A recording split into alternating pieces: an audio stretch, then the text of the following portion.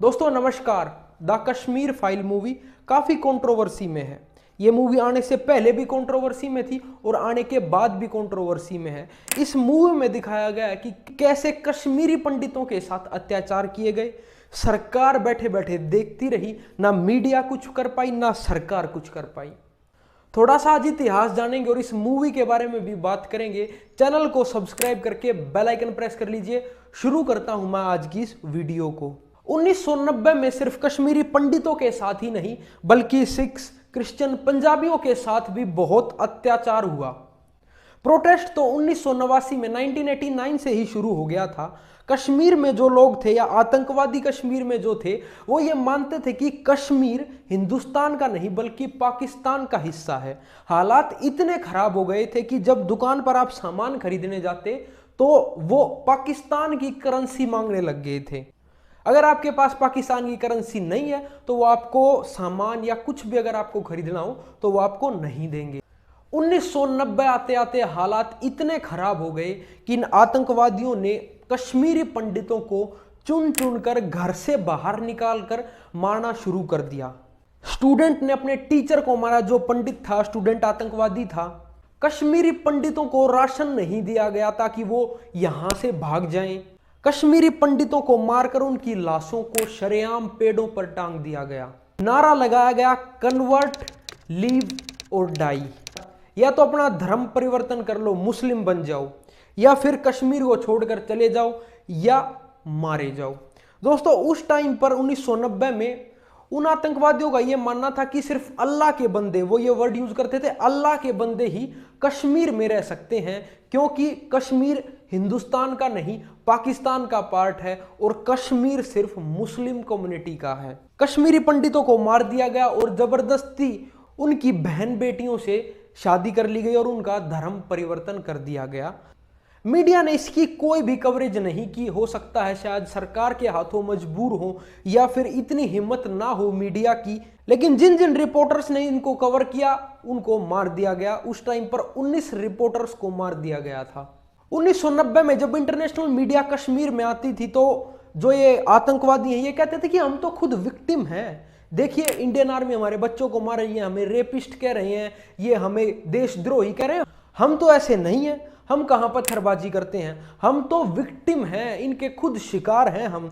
और इस विक्टिमाइजेशन की स्टोरी से इन्हें ज्यादा टाइम नहीं लगा खुद को टेररिस्ट से रेबिलियन कहते हुए। ये लोग कहते हैं कि हम तो खुद बंधे हुए हैं, हम तो अपनी आजादी के लिए लड़ रहे हैं। आजादी के लिए लड़ना कोई गलत बात नहीं है। हम टेररिस्ट नहीं, हम तो रेबिलियंस हैं, हम फ्रीडम फाइटर्स हैं। उस टाइम पर इन्होंने खुद को भगत सिंह से कंपेयर किया, राजगुरु से कंपेयर किया, चंद्रशेखर आजाद से कंपेयर किया कि उन्होंने भी तो अपनी आजादी के लिए हथियार उठाए थे। अगर हमने हथियार उठा लिए हैं तो ये क्या गलत बात हो गई। दोस्तों मन तो ऐसा कर रहा है कि चुन चुन कर गालियां दूं, लेकिन मेरी परवरिश ऐसी नहीं है कि मैं गालियों का इस्तेमाल करूं। आप अपने मन में सोच लीजिए कोई अच्छी सी गाली इन लोगों के लिए। ये आतंकवादी खुद को हमारे फ्रीडम फाइटर से कंपेयर कर रहे थे उस टाइम पर, और सबसे जो कड़वी बात थी वो ये थी कि इन्हें कोई जवाब देने वाला नहीं था। कश्मीरी पंडितों को इंसाफ दिलाने वाला कोई नहीं था।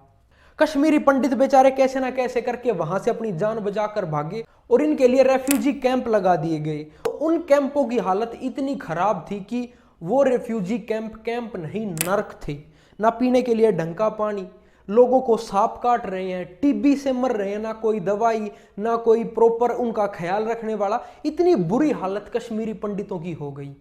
1992 में मिलिटेंसी पीक पर थी। आतंकवादियों ने इंडिया को चैलेंज दिया कि लाल चौक पर अगर कोई तिरंगा लहराकर और जिंदा वापस चला जाए तो हम उसे असली मान जाएंगे। उस टाइम पर हमारे देश के प्रधानमंत्री श्री नरेंद्र मोदी जी ने लाल चौक पर तिरंगा लहराया और कोई उनका बाल भी बाका नहीं कर सका। दोस्तों ये 1990 की और कश्मीरी पंडितों की मैंने जो भी स्टोरी आपको बताई है यही इस मूवी में दिखाई गई है। ये मोदी जी वाला पोर्शन इस मूवी में नहीं दिखाया गया है। 3 दिन में ये मूवी 30 करोड़ का बिजनेस कर चुकी है वर्ल्ड वाइड। अब कई लोगों को इस मूवी से प्रॉब्लम हो रही है। कश्मीर में भी इसकी स्क्रीनिंग को रोक दिया गया और लोग ये इल्जाम लगा रहे हैं कि हमारे साथ बदतमीजी की गई, जो लोग इस मूवी को देखने गए थे उनके साथ बदतमीजी करी गई। दोस्तों अब बात ये है, ये लोग हैं कौन जिन्हें इस सच्चाई से दिक्कत है। दोस्तों इन्हें दिक्कत सिर्फ इस सच्चाई से नहीं है, दिक्कत अब इन्हें यह है कि इन्हें जवाब देने वाला कोई है। जो उस टाइम पर सरकार थी वो चुप थी, लेकिन इस टाइम पर जो सरकार है वो चुप नहीं रहेगी। इन्हें दिक्कत इस बात से है, इन्हें दिक्कत इस बात से है कि इनमें सच्चाई दिखाने की हिम्मत कहां से आ गई। इन्हें दिक्कत इस बात से है कि यह सच्चाई दिखाई क्यों जा रही है। इन्हें दिक्कत इस बात से है कि अब इनकी कश्मीर में नहीं चलने वाली। अब जहां एक तरफ इस मूवी को नापसंद किया जा रहा है, वहीं दूसरी तरफ ऑस्ट्रेलिया, सिडनी, इन देशों में लोग इस मूवी को देखकर इमोशनल हो रहे हैं। What do you think of the movie? I thought it was so sad. It just, devastating to see what all of those things. From you. Okay, Savita, she's now right. Oh, so she is a victim.